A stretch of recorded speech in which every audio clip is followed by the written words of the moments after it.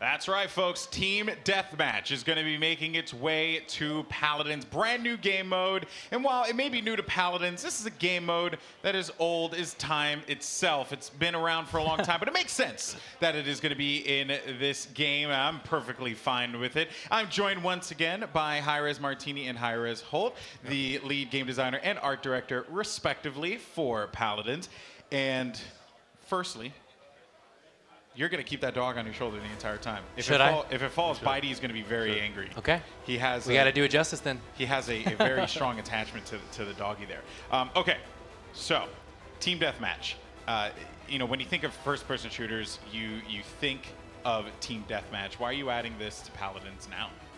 For the reason you just said. It is, bar none, the quintessential, like, I want to come in, I want to play quick, and I want to do the thing that you want to do when you get into a first-person shooter, right? Take down the bad guys, get the frags, and Paladins just hits that right on the head with the new TDM mode. It's exciting. It looks exciting. So what makes the TDM in Paladins fun? So you're gonna be spawning in with our new map that you saw. You saw nothing? Okay, all right, dog. You're chilling here now. But as you saw, right? There's a new map that's coming along with it. Trade District. That's right. And what's special about this map is it isn't a linear one or isn't a mirrored one as you've typically seen in all of our Siege matches. This is unique in that it is circular, which clues you in onto the spawn system that's going to come alongside it.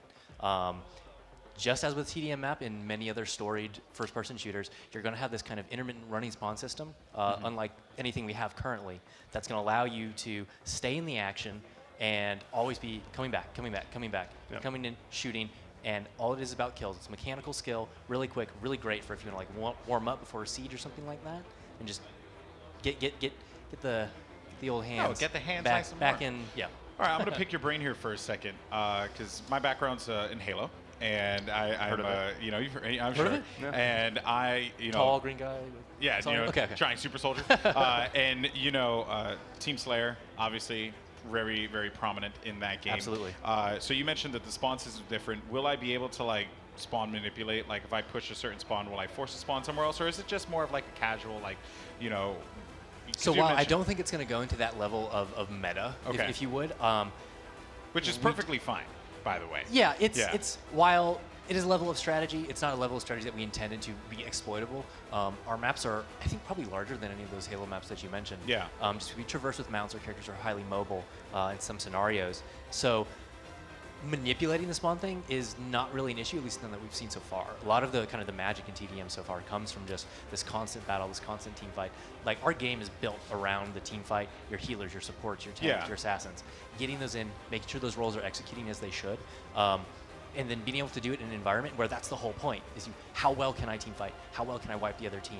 And be able to consistently do it in a bite-sized kind of format. I think that's the charm of it, too. It's different. It's a different take, and I like that quite a bit. What were you going to say? I was just going to say, like, and a lot of this does come back to the map. As we release this new mode, you are going to be able to play it. We've got some of our previous released Onslaught maps that have been repurposed, work really, really well with it.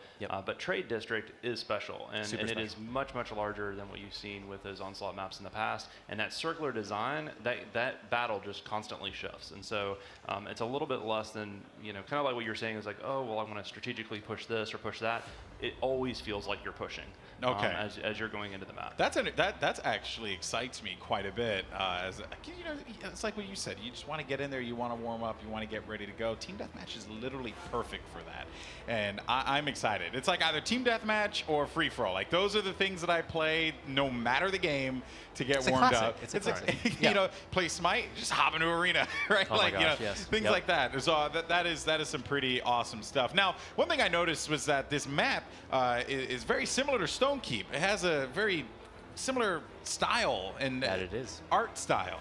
So let's ask the art director. Yes. Is that intentional? It is totally intentional. So Stonekeep is obviously one of our classic Siege maps that we have.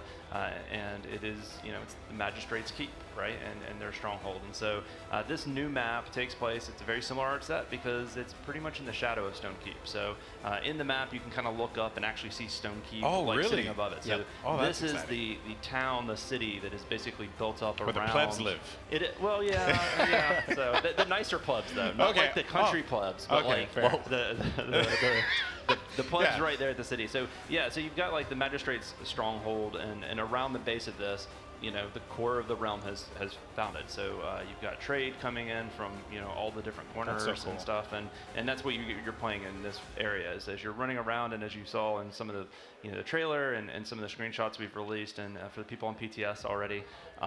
You'll see a lot of different goods from a bunch of the other maps we've already introduced. Some maps that are still to potentially, well, actually not potentially, they're coming. Guys, there's some new stuff coming. There are new maps coming to this never-ending game? I know. Unbelievable. It's so surprising. So, wow. But yeah, so it is in the same art set. It fits into kind of the story and fits into kind of that siege of Stone Keep and what's going on with that. But yeah, it's Siege of Stone Keep? Brand new map mode. I have a bone to pick though with the trailer. Oh, my boy Buck, is that so? My boy Buck was on the floor hurt. Buck doesn't die. Come on, man. He'll be back in 3 seconds. Yeah. That's your respawn rate in TDM. Fine. I'll take it. Okay, so I believe that we have. Do we have some screenshots? I believe. I'm not sure if we ended up getting that one. Screenshots or footage, maybe? Yeah, we should definitely have some screenshots. Anthony, the environment team, along with Jordan and the level design team really did a good job with this map. Like I said, it was built from the ground up with this mode in mind, and it really shows. It's a lot of fun. So I'm looking forward to getting players out there and getting them in it. Take a look at how beautiful it is. Yeah. There is some similar to all of our other maps we put out there. There's some hidden little lore bits in there and some wonderful little environment storytelling that's going on. Look for the teddy bear.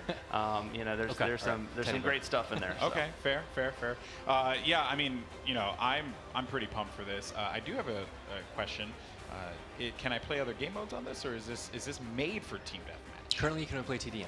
Yep. Okay, that's awesome, because sometimes you often see people like try to throw like maps that shouldn't be TDM maps into the mix, and then there they are. I'm glad that this is like a map designed for TDM. Because that means we're from the very start, we wanted that purpose solely to hit that experience on the head. That's why it is circular, so you get that flow, right? Yeah. Rotational push and pull. It worked out wonderfully. All right. Well, you know what? Super, glad and excited for this map. I can't wait to play it. It's on PTS right now, correct? That's right. That's right. Okay, so people are playing that, and they're also playing Moji. So they're probably just running around. Yes, they are. She does amazing. Just nom-nomming all over the place. It's awesome. Well, guys, thank you so much. I really appreciate it. I can't wait to try out Team Deathmatch for myself. Once again, Hi-Rez Martini, Hi-Rez Holt joining us here. But you don't want to miss it, because coming up next, we're going to have plenty more Paladins World Championship action right here on the stage, as the Ninjas in Pyjamas, NIP, will go up against Kanga Esports. It's surely going to be a slobber knocker, and we'll catch you on the other side. Woo. Hey gamers, it's Stream King here with another match.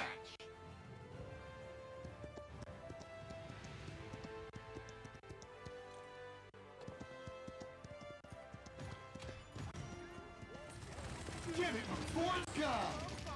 I'm about to make plays. You guys gotta clip this, alright? Drop freaks.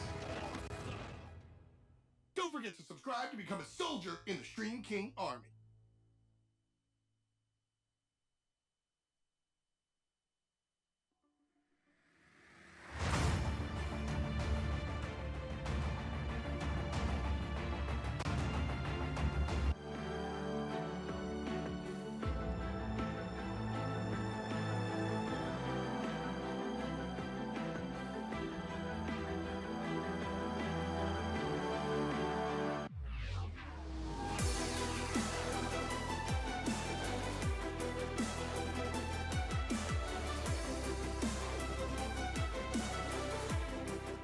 Welcome back, everyone, to the Paladins World Championship 2018, live from Hi-Rez Expos. We get ready for our next matchup. It will be NIP versus Kanga Esports. I'm Golden Boy, joined once again by Bitey and Gormizer.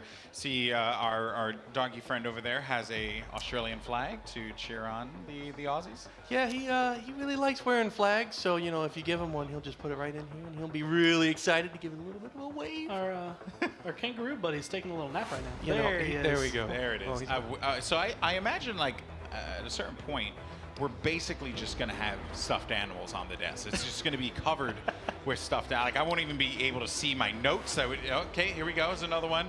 We're just giving this one from the crowd. So this is the life that we live now. Yeah, it's a very plushy life. I feel like more of a man, you know, holding this beautiful Makoa plushie. So exciting stuff. All right, and we got more. We got another one in the back right here. Let's show it. There you go. So we got Bees with his plushie. This is ridiculous. Bees came prepared. Or maybe just took that from the merch area, just wanted to get it on stream. I don't trust you, Bees. Anyway, it's gonna be fun. All right, so let's talk about this matchup because it's gonna be a good one. I had said slobber knocker before. Someone in the crowd said, "What's a slobber knocker?" I'm gonna educate some of you kids at home. In case you don't know, I'm a big fan of professional wrestling and one of the greatest commentators of all time, good old JR Jim Ross. Used the term slobber knocker, you know, and Absolutely. you're familiar, right? No, not at all. Okay. It was a very convincing performance, though. Yeah, I know. It's the way he has his hairbrush now. I know, right? Distinguished. Yeah. Well, soon you just got to pull all that hair over your eyes. You know, that's what I want.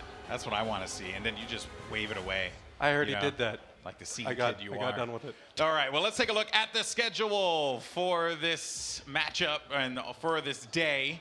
And we have Ninjas in Pyjamas versus Kanga. The winner of this one will go up against Virtus Pro, who had just defeated Nocturnes Gaming. Nocturnes, though, are going to be taking a trip down to the lower bracket, where they will await the losers of the other matches that we're going to see later on as well. So lots of pressure on Kanga here, and might as well just jump right into it, because this Kanga team is a fan favorite. Every time I say their name, someone boos in the crowd. See? This is the one that I'm excited to see Kanga. I think they are my second most excited team to see, just because I'm really interested in what China Dream's going to be bringing. But like, I've heard so much good from them. A lot of it's been from Nick, so I'm not sure if it's like maybe some bias. Like, he really seems to like Australia. A really big thing with Everything Kanga comes out is of like there. every land. Every land they've been here, and they're, you know, maybe one of my soft rivals. You know, I always have to fight them usually. Back in the day, not lately, but it's just such a legendary team, really. Like, they've been here every time, and they always manage to perform. You know, they have extremely deep hero pools, adaptability. You know, they've kind of been able to master each region's meta, incorporate it into their own, and then try something new and evolve their team as a unit. And you know, pretty much they've come through and performed every single event. They usually make it to the semifinals, and then there's some kind of wild card that just throws them for a loop, and it's a nail-biting finish. Well, let's, I mean, everyone knows who they are, right? People love this team. But let's just, you know, for those of you who may not know, let's go ahead and meet Kanga Esports. Kanga Esports. DiGeDoG. Joelz. joshkent. Haydz. Kronicx.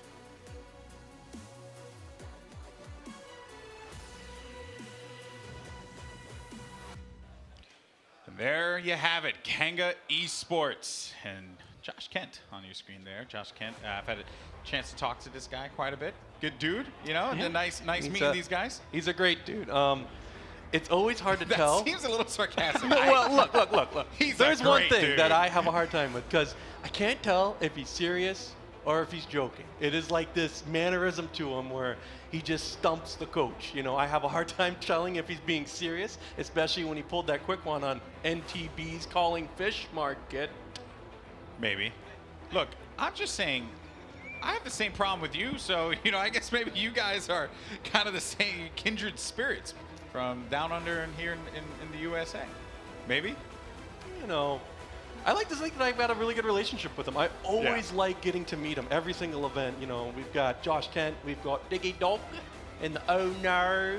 It's a very iconic phrase. It's a great accent. It's an iconic phrase. You need to learn it, so I will. when something goes right or wrong, you can say, oh no. Yeah, that's it? Okay. Core, what about you before we go to the other side? Again, I've just heard so many good things about them, and I have to say DiGeDoG's probably one of my favorite names that I've gotten to hear, especially for a pro player. So it's just, I'm really interested to see what they can show to prove the fact that everything I've heard about them, I need them to prove that to me. Yeah. And they want to prove it to you. That's a huge thing that drives their team, is to show them that specifically OCE to me has this powerhouse, and they know it. They want to prove you wrong, Gore. I'm okay with that. That's what they want. All right, so their opponents on the other side of the stage. We saw them yesterday, and they were led by some phenomenal Androxus play by PERDO. It's Ninjas in Pyjamas, Bird, Laizy, bonkar, Shipa, and PERDO. I mean, this is a team that I personally have going very far. I even saw them when we were walking to the keynote, and I was like, I think it was Laizy and PERDO, and I was like, I want you guys to go far, finals. And they're like, we're going to win it. So they're pretty confident. They're feeling good. That's always the smart. The way they played yesterday, they just come through. They had the cleanest 2-0 coming through, and there's admittedly some deficits there when you look at Renegades, who they were up against. But when it comes down to it, these are players that are accomplished. They've got players who have made it as far as you can make it. And of course, Bird has always been the one that always comes up as an analytical player, someone who knows how to do their homework, how to study. They're going to come into this, they're going to know what Kanga likes, and they should be able to kind of help adapt themselves to that already, just starting off the match. And I think this matchup is going to be a really strong indicator of what exactly Ninjas in Pyjamas has up their sleeves, because Kanga has a super deep pit of heroes, and those things can make a really big impact. And it's interesting to see what NIP's going to be bringing out, because both of these teams have so much to prove. It'll be seeing who's done better work and who can adapt the quickest. All right, well, let's check out those map bans and see what was chosen by our two teams. So NIP is going to ban Fish Market, and Kanga are going to take out Serpent Beach. Thoughts on that one, gentlemen? The big thing here on Serpent Beach is EU is notorious for exceptional Serpent Beach play. So I believe that you just get that out of the way. And then with Fish Market in particular, I mean, again, it has ranged aspects that maybe you don't want to deal with. Maybe there's some kind of hidden Grover draft that NIP has and Kanga was expecting it. So maybe that's looking what they're... For me, this is always the setup going into it, because we're in a best of 5 still, so those first 3 maps can be very impactful. And actually, just looking at the course they could go through, I mean, Frog Isle is one players like to go to, Bright Marsh is one players like to go to, Stonekeep. There's so many that you can choose to go around that some are going to say, hey, this one's neutral, this one's going to be biased, it's going to be able to snowball, this one's going to go 4-3 every single time you play it. And so I like the setup is just, we know, they know where they want to go. They know which maps they want to take it to. Well, speaking of maps that we're going to, we're going to be taking a trip to the Ice Mines in a little bit here. It is one of those maps, and I believe that was Kanga's pick there. It is something that you force teams on, you practice it, and Kanga did this even at last HRX. You master these second string maps, Timber Mill and Ice Mines, and you take those teams to it, and you can really throw them off guard if you have perfected something that is clutch, and you've been practicing it, and it'll be ready for you. And that's my favorite thing, I think, about this map is this one was notorious for a long time, as it was always 4-3. It was always going to go 3-3, and it was going to be that last capture point, because it was just so difficult to get that push through. It was so hard to get around all those bins. But then teams started practicing it. Teams started trying to learn the best thing. How do we get past these bins? How do we make it so this cart can find its way all the way into their base? And now that teams have been able to do that, we saw, just earlier it happened. You can go through this pretty fast. So firstly, just want to say, Bomb King and Makoa, no surprise there. We've seen them go out in the bans pretty much, not exclusively, but we've seen them go out quite a bit. But Genos on that first pick again, man. People really like Genos today. I think this is something a little bit more particular, and we're going to have to wait for the rest of Kanga's draft to start shaping up. But there's a plan behind this. This isn't more or less what we've seen earlier. I'm expecting a rather clever playing. What it is, I'm not entirely sure. I did do practice with them, but we did not play one of those ice mine rounds. I mean, already I'm seeing, I'm gonna say straight like traces of Virtus Pro already. Like I'm assuming that this has been something that a lot of teams have been practicing because it's usually never like a single strategy. Like one team figures out this insane thing. All of these teams have a lot of smart players that tend to come into the same conclusions around the same time, and this is gonna be potentially another one of them. Genos right now, we've mentioned it. Like it was the first game we got to do today was just damage, and he's been doing that since then. A big thing that you're seeing in this particular draft right here, as we go into it, is you see that they've got the Inara and the Damba paired up. So the response pick from Grok is that Grok is basically able to either run high healing, or you can even go into a Maelstrom setup and always get free shock pulses chained off of her deployables. So it's a really interesting way to get free damage, free spreads all over the map of chipping everybody up a little bit. And I'm curious if that's what Nip's looking for, or if they're going somewhere else with You it. are nothing but dust in the wind. Wow. Pip and Shaolin. Yeah, I mean, So- triple support again. This is The difference here happening. is, though, it's triple support, solo tank, and 1 DPS. So it's a little bit more adaptable, I think, than what we've seen earlier with the double support, triple tank. It's going to let you have a lot more control on the field. That Shaolin ult is very impactful. I'm just curious if NIP have been able to get the experience playing against us, because we saw Virtus Pro was just able to kind of continue rolling with it. They never had anything to worry about. If Kanga are on the same like boat, the same line, this is another thing you have to be able to adapt to. Absolutely. And with finishing out with that Ceres on Nip, Ceres, for me, is probably my favorite healer. You know, as a frontliner, you just get topped right back off, you peek out, and you peek in, and you're good to go. all right. Real quick, give me the name. Who you want to win? I want Kanga. Kanga. Boom. I'm gonna say Kanga with that draft. Okay, well, you heard it here from the desk. It seems like Kanga liking that triple support. Can NIP find the answer to get the W? Let's go ahead and send it over to your casters for this exciting matchup. Thanks, Golden Boy. It's Rain Day and Pretty Hair here to kick in the evening for one of the more marquee matchups here at the Paladins World Championship. We're so excited to be here with you guys. And, you know, I was getting a little cold, Nick, so I needed a little bit of some cuddly warmth here. And That's right. one of my buddies from the console side went and brought me this. That's a hot ticket item here. This is hot right here. But this map, It's too good. far from it. As we get involved in game number 1, where it all came to an end for Nocturnes, it will all begin for Kanga Esports and Ninjas in Pyjamas. Already on the ride. Haydz here with the Inara. Master riding, maybe picked up, maybe not. We'll check the items later. Already into the choke point. Throws up the wall, blocks Ceres out. This is good. She can shadow travel, though, so nothing to worry about. NIP still going the left side and trying to break through on the right. Haydz is safe, but still just poking away for now. Blasted every cooldown very quickly, though.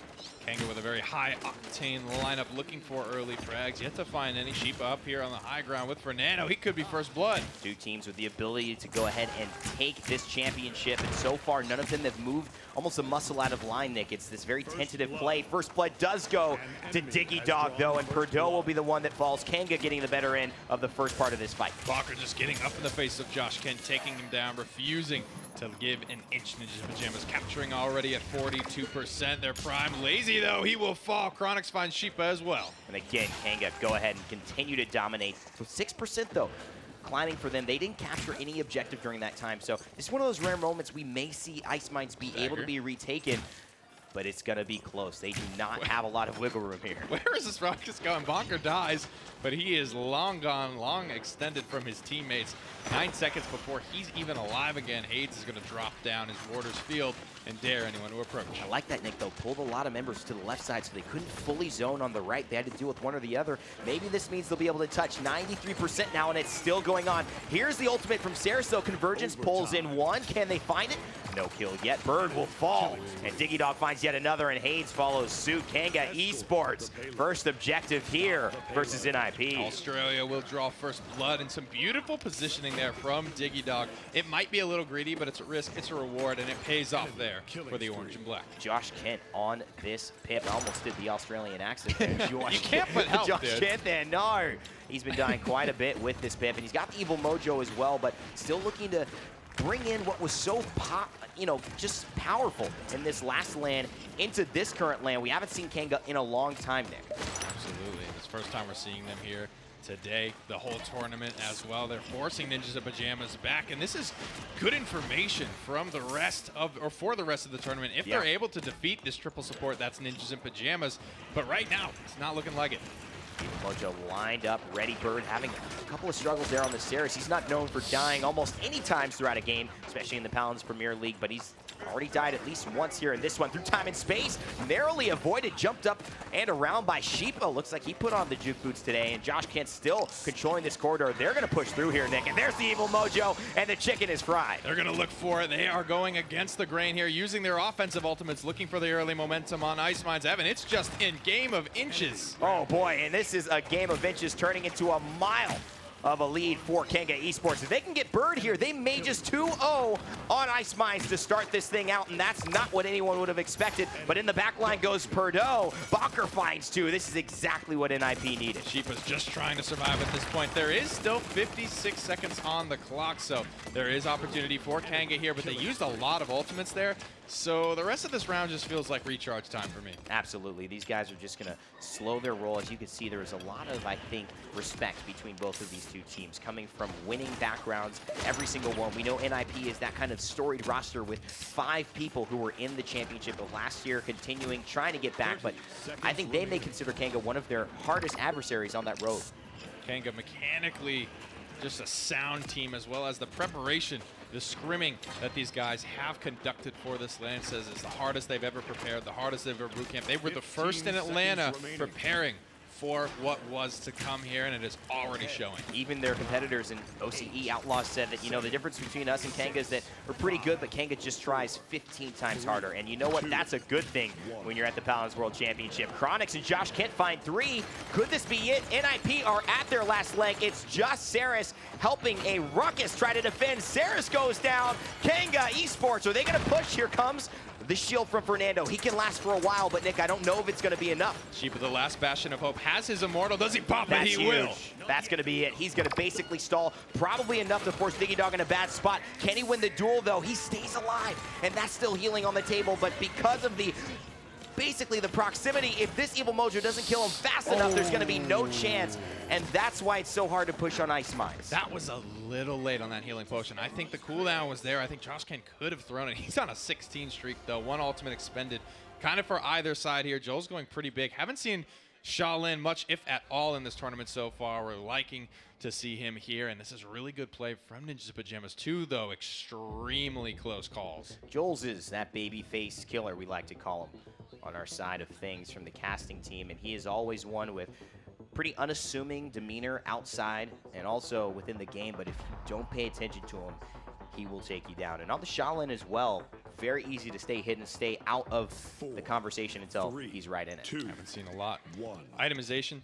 It's going to be about equal most of the time here, rounds. When they don't get converted early, they tend to go the distance. That means the defending team even is going to have enough to afford not only their level 2 offensives, but a little bit of flavor from the utility category as well. This Genos being prioritized by these damage dealers. We saw it happen before, and now a true power. Will it get anything? Yes, PERDO finds DiGeDoG early. That's huge for Kanga Esports. Losing out their healer, NIP are in a great spot now, forcing Kanga back. This is big, a great first fight from them. Convergence comes out. Haydz is left out to dry. Joel's about 1 shot. He's going to find Shipa, though, and that may just give Kanga a chance. This is NIP's game to lose at this point in terms of this round, and that's what Laizy on this Grok needs to do. He's one that can maybe get nervous sometimes, but so far seems to be keeping it calm, cool, and collected on the Orc Shaman here. With the healing totem available, he's still in this tunnel. He may not know where he dropped down. I think the fact that they didn't go down 2-0 is big for Laizy in particular. They don't want to tilt this early on. Heat Haze is coming out for Joelz, but it looks like bonkar just has him dialed in.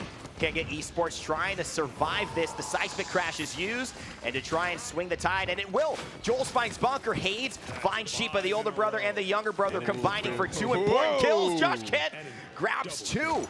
And NIP have all been decimated. Kanga Esports, since they already have 57, Nick, look like they may just cap this one. Absolutely, and that was a 5-0 team fight. Wow. And that is not easy to do. It is not easy to take a hard, clean loss like Kanga did. 2 for nothing, 2 for 1, we'll call it, and that's being generous. Kanga come back and they somehow will start the offense in their favor. What's impressive is not even Evil Mojo is used. They didn't even need one of those game-changing ultimates they're counting on, and I think it's important that they won that fight without it, because when Resilience comes in, Evil Mojo does have less of an effect. So knowing that they can do that even without the Evil Mojo ultimate means they could just use that for a solo ult. This is such a cool matchup, man, because I really feel that these teams are just about neck and neck in their experience, in their skill, what they can do, the way they communicate as well. I watched a decent amount of Kanga scrims, and they're just so practiced. They have that communication that's almost, they're not talking a lot. It's just call this target, call that target. At the start of the round, they'll talk about the plan, but beyond that, it's all instinct and execution. Who is stopping Joelz here on the back line? I mean, he's been so dangerous on this Shaolin, and big part of why Kanga have been able to do what they've done thus far. It's still been NIP and Kanga trading blows, but Kanga have pushed to the precipice of Ice Mines and now again have a chance to do it with 1 minute and 30 seconds left on the clock. Almost 10 minutes gone by in the game, and it's as tight as ever, as one would expect. This set could go the distance, and this map certainly could. I'm just wondering, is this meta going to be our staple if we have one? Is this going to be the race against Virtus.pro to figure them out again? But it looks like Kanga and Nip at least are going to try and get that question answered early. This is what Haydz was saying as well. They're not too worried about NIP. If maybe Virtus.pro is a little bit more akin to them, I think they might have a different conversation, but since NIP were scrimming Fnatic, they said they weren't worried about what they were going to bring to the table. Fnatic's meta clearly almost lost to Space Station Gaming, so it just wasn't something they felt too troubled with. And as you can see here, Kanga have had good control over this matchup. Shipa throws up the shield. He's going to get a lot of healing there. He's just trying to clear that little gap, and that door costed him his whole shield and half of his life. 30 seconds remaining. Evil my Mojo friend. not needed as well. joshkent doing so much work on this pip without the ultimate, and that's just adding a little bit of spice and flavor to the chicken, just letting them saute a little bit. Don't need to bring them out just yet to be able to do the job. 16 seconds left on the clock. Kanga Esports 50% of the way pushed towards it, Nick. NIP have to hold here. Directs from joshkent, just looking good from the distance. All 10 ultimates available. Ult management. We know how Virtus.pro does it. How will these two teams approach the wire? 4 ultimates on the side of NIP, 1 man down, and should be 5 ultimates. They've all saved it for this moment, but 1 kill goes to Shipa. That's going to force NIP's hand. They may have to use something now because Kanga are in the driver's seat. They will, and they have the heat haze available. Fade away off the top rope. Joelz misses his first shot.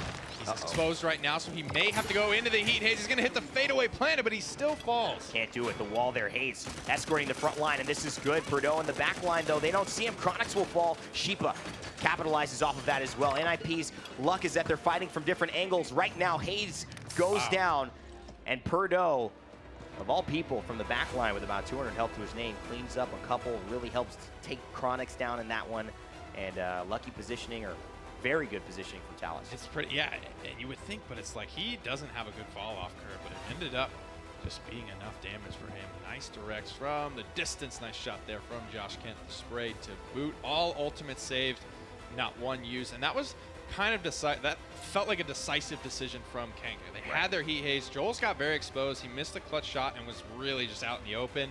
If they wanted to use ults, he probably would have been the first one that had to, but he just clearly did not want to. 3, Kronicx, 2, last time they played against China, QG, the representatives who were here.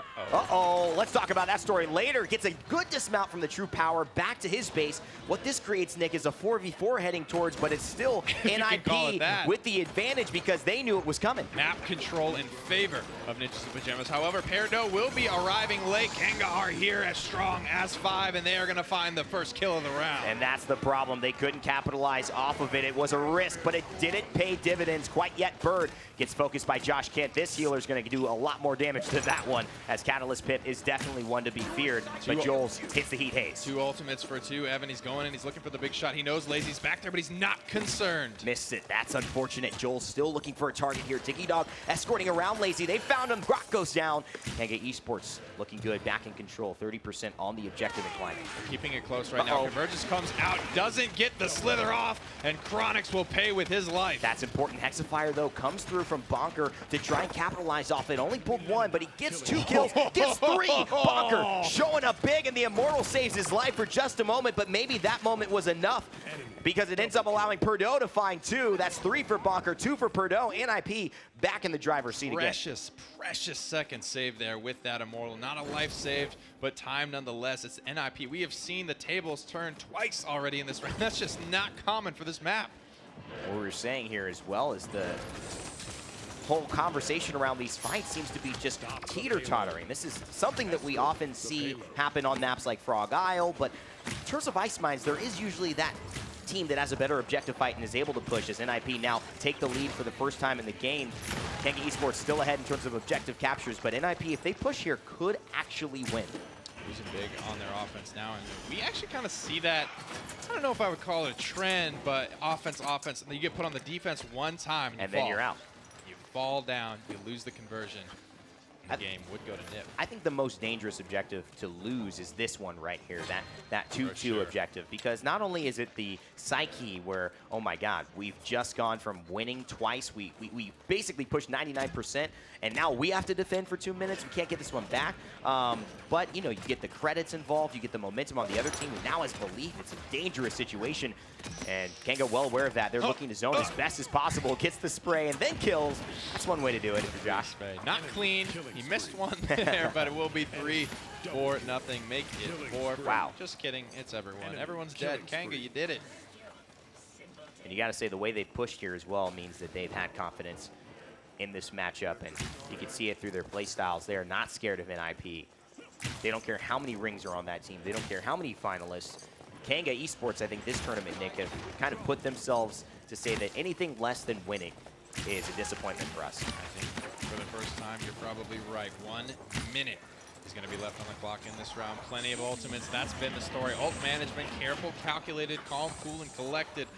Words that begin with C, as well as conversion, is what everyone is desiring in this round. 46 seconds, and of course, Burn, the support, the captain, the one behind the wheel a lot of times for NIP on the Ceres, which has been making a big mark here in this tournament, going down to Kronicx, the other support.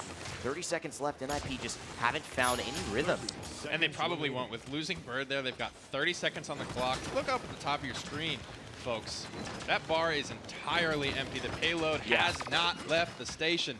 And frankly, that's going to feel good to some degree for Kanga. They lost the payload, but I mean, we've seen teams all day lose payloads, especially on console. Those Elevate guys, they would lose a couple payloads, but it wouldn't go anywhere after the fact. Not at all. And NIP, I think, lucky to be in the 3-2 position, because you would have expected maybe Kanga to be in that spot. They almost did with a 2-0 push, but it is now down to the wire. Ice Mines, round 4. It is going to be either NIP or Kanga who wins this objective and takes game 1 in this set. I feel like if I'm Kanga, I'm almost probably upset if I lose this. Look at these slash lines. Oh, yeah. Everyone is, you know, decently negative on the side of Ninjas and Pyjamas. They have felt largely on the back foot on this round, and I think they'd be happy to scrape out a win. So here's the question. Do you go for the true power again? Talus tried for the dismount and created this 4v4. Does NIP say we do it again and we do it better, or do we not do it at all? It kind of, like, you have to look at that and say that it kind of worked. At least he got 4 dismounts, which is more than I think he probably bargained for, but then PERDO was late to the fight, and then they took their map control that you would think that they wanted to earn, but that inherently was a risk to take a man down. Kanga roll around that corner 5 strong and frag out. I think he did it. I think he had to have done it this time, Nick. I mean, you see the true power is no longer there. Here's a convergence as well. Finds one. joshkent actually gets pulled in, but nobody can follow up. And DiGeDoG and joshkent actually, after 2 ultimates, 3 ultimates used here, I believe, from NIP, are going to be the ones who stay alive and get 2 kills. Just a little bit too high. There's a big time and space. It connects. No frags, but Kanga smell blood in the water. Laizy falls. Laizy, he's gone down, and this is no good for NIP. Kanga Esports are this close to taking game 1, and you can almost hear it in the crowd.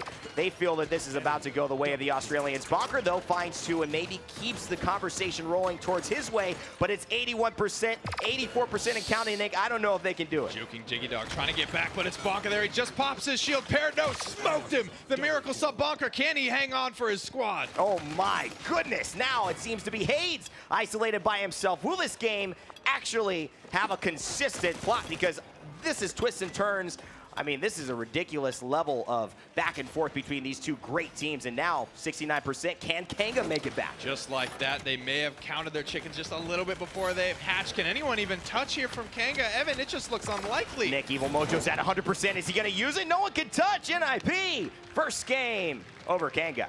I got to tell you, man, that one hurts. I Wow. thought it was it. I thought that was it. Done and dusted. DiGeDoG and the boys of Kanga just getting a little bit too big for their britches. Losing track of, how many times did we just lose track of that's bonkar what it in the was. back line? Exactly that. I mean, and he bought so much time with the emitter, and I mean, another story about bonkar saving the day for NIP at the Paladins World Championship. I feel like this guy just can't stop rewriting that storyline, which of course was a major part of why he's even on the team today. PERDO, though, had a real question to answer, Nick. Do I dismount? To dismount or not dismount? And he did, and it didn't feel like it worked out either time for him. He got his dismounts. He did his part, but overall, it felt like it fell apart a little bit. But still smiling here, I think Kanga heads held high after that one, and you have to say, it sucks to lose that, but that's kind of giving me confidence if I'm Kanga. Now, I mean, let's dissect this Talus play from PERDO, because it is something that NIP kind of adopted after Virtus Pro in the Paladins Premier League, beat them with it. They basically ran triple tank, Talus, and a support so much that it almost became a controversy when they ran it too much, but now PERDO seems to have finally found his moment. This is the kill onto DiGeDoG in the early round, but how do you feel about overall this combination between player and champion? It's pretty hard to pull off. He's making a name for it on himself, but he's not the only one that can run it. bonkar as well can run it, so this is just a power pick for Ninjas in Pyjamas. They have a lot of places, a lot of times they can slot it in to different players depending on what composition that they're trying to pull off. You know, the slash line is not great, I'm but surprised none he's of positive. them were. Yeah, he was even, I think, and then bonkar, I'm pretty sure, had the best slash line. Everyone else a little bit hyper negative on that squad. And if you're watching, this is Ice Mines. This is one of those weird maps where you could go 2 and 10, you can go 3 and 7, and you can actually still win because you just won one objective fight. You did it right, and you zoned well, and that's what NIP counted on. They consider themselves, I think, master drafters. So have Kanga. Kanga put the work in, but at this point, NIP, with the Talus dismounts, ended up getting the better end. Man, I just don't know how. I've never seen the point fight, the map control around the objective change hands as many times That in was that nuts. game as we've seen. In an Ice Mines. I mean, if you get one clean wipe in Ice Mines, you usually never have a that's conversation about anything else. I mean, we would see DiGeDoG go stellar win, out dismount everyone, and then just backpedal to safety. Yeah, and DiGeDoG kind of showing the new, which is like the fashion here at the Paladins World Championship here at HRX 2018. The Genos, the fragger on Genos. It's broken, dude. It's broken, dude. I mean, he's got some damn good loadout cards. Yes. He cannot deny that. Bittner appeared to love it. A lot of first picks came out, not only here, but console as well. I think even recognizing the strength of the Ascended. Star Splitter. I mean, that's not a weapon to mess around with. You said earlier in your cast, it is above with Luminary 1000 DPS. I think even with that, dude. Yeah, it's up there. This man right here on your screen, Laizy, he's been known to kind of get in and out of the vibe of feeling good and bad and letting his nerves hit to him. You could see a little bit of perspiration on the forehead. Already. He's trying to Come hold on, it together, and keep it together. really lovable guy. But you know, that is a big reason why NIP are so glad they won this first one. They don't have to look at this from basically a negative situation. Yeah, I mean, he is probably his own worst enemy in a lot of cases. Bird, sort of the antithesis of what he brings to the table, at least mentally. Bird, very few smiles crack. Not until the tournament has been won will you probably see him excited. And you know what? I'm going to give him the benefit of the doubt and say that that's what he was. You know, joshkent still sweating himself there. Glistening up there too, Must be mate. hot in the room, especially after they didn't expect to lose that one. But I'm going to give Laizy the benefit of the doubt and say that this is something that has been a case for him. But as any good player, you're going to look to improve. He knows that's a weakness. And I think this set is a real proving point for him. See if he can actually change that and not let his mentality affect him like that. Here in the Expo Hall, PWC 2018, powered by INAP, getting into game 2 here. Best of 5 between Ninjas in Pyjamas and Kanga Esports. Nip just needing 2 more victories to put this one to bed. But Kanga, I think they're going to lay a lot of obstacles in between them and that goal. I believe we will see a buck here. May not see it first pick, but yeah, that's NIP. Kanga now with the response. I'd expect one of the Stigala, possibly a Fernando here. But they will look to hover the Ruckus, Nick. Time to Both of these destroy teams like her our over a lot. enemy. I'll be This map impressed as if you well. know which direction to go Both first. cold maps. coming out, the only 2 in this tile set. First ruckus, and that was honestly, that's been a big problem to date for Nocturnes. It was giving them a hell of a lot of trouble. Cloud just walked wherever the hell he wanted, and he killed everybody around him. And frankly, bonkar was a massive saving grace for me in week 1. He was the guy that was like pulling those long shot team fights back.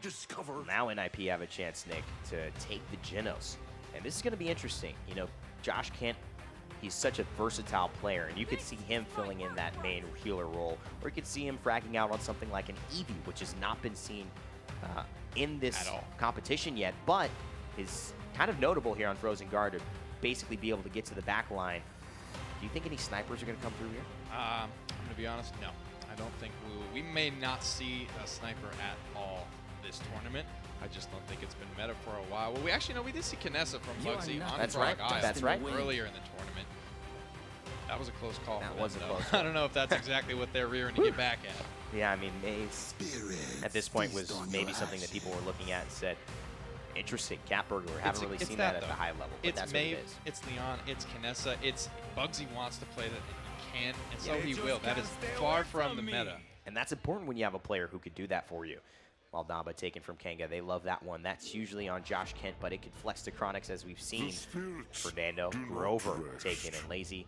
Oftentimes he will flex to that. See, I So will question. PERDO. I have to assume, and giving Kanga the benefit of the doubt here, that they just didn't want Grover in this draft. Yeah. I don't think they would have taken Shaolin where they took him, and given Nip already have the Talus in the buck, I don't think they would have gone 3 DPS deep there to get after that Shaolin and the Vegemite on the desk. These guys have pulled out all the stops, but No. oh no. And here it is. Could it be Zin? Almost hovered and locked in for Kanga Esports. So the flame-wielding crime boss. Look at Bitey. Look at his smile. He's so amped about Zin getting picked.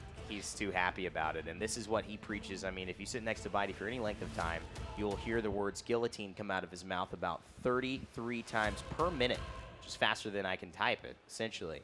And this is what he preaches. It's that Zen can be that basically Drogos for you, but so much more flexible and the effective health of a semi-frontliner. He's going to get himself out of that fight. Drogos has a big, big problem getting him out. You've got a Torvald in there as well. You may be onto something. That might be just what they are going for. Only one frontliner from Ninjas and Pyjamas. Fernando, he can't immortal the guillotine Zin that's already got him locked up in the air. Nothing to do to counterplay it. But the Talus here, Nick, that can be big. The dismounts are very effective here on Frozen Guard as well. Both ice maps picked. Talus still a very valuable thing. I'd expect to see Laizy on the buck, Talus running to bonkar, and actually having Grover be on PERDO's hands. It's a little bit riskier to run that particular play against this Kanga lineup because they have Torvald. The silence would prevent PERDO's safe return to his team. I think he would get blown up instantaneously. Well, Frozen Guard will set the stage for Game 2. Game 1 went the way of NIP, but not easily. Kanga Esports want to answer back here with a one-match victory to tie it up and send it into a Game 3 feeling good and ready to continue their path of supposed dominance here at PWC. Guillotine will be the choice for joshkent. Oh, changed right at the end. Love to see what that ended up being, but it looked like he did adjust to retaliation. So this is the counter legendary that's going to allow him to counter multiple times. We're going to have to follow along with this Barbarian and see how effective he can be to this backline of NIP. God, Buck just hit so hard. joshkent not in trouble yet. He's going to get his bubble. He's going to pop his billow.